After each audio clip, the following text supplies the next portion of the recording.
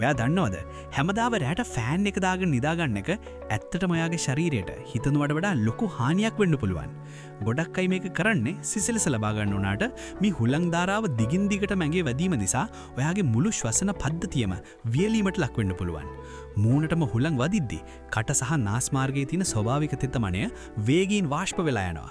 මේ වියලි බව මගේ හැරවන්න ඔයාගේ ශාරීරික ප්‍රතිචාර දක්වන්නේ වැඩිපුර සෙම නිපදවීම මගිනුයි. අන්න ඒ නිසයි සමහර අය උදේට මැගිටිද්දී නහය හිරවීම, උගුරේ දැඩි වියලි බව හෝ දරුණු ඔළුවේ කැක්කුමකින් පීඩා විඳින්නේ.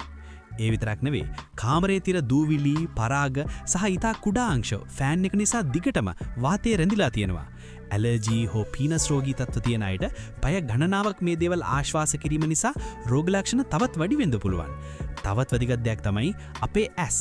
සමහර නිදාගද්දී නොදැනුවත්වම ඇස් පදක් විවෘත වෙලා තියෙන්න පුළුවන්. ඒ විට දිගටම හුලං වැදීම නිසා ඇස් වියලිලා උදේට ඇස් රතු වීම හෝ වැලිකට ඇනුනා වගේ දෙවිල්ලක් ඇති වෙන්න පුළුවන්. මේක හැමෝටම එක වගේ නොවෙන්න පුළුවන්. ඒත් ඔයාටත් මේ වගේ රෝග ලක්ෂණ තියෙනවා නම් අදම ෆෑන් එක කෙලින් මැඟට වදින්න එක නතර කරලා වෙනස බලන්න. දැනුමෙන් සුවය ලබන්න මේ වැදගත් වීඩියෝ එක යාළුවන්ටත් ෂෙයා කරලා මාව ෆලෝ කරන්න.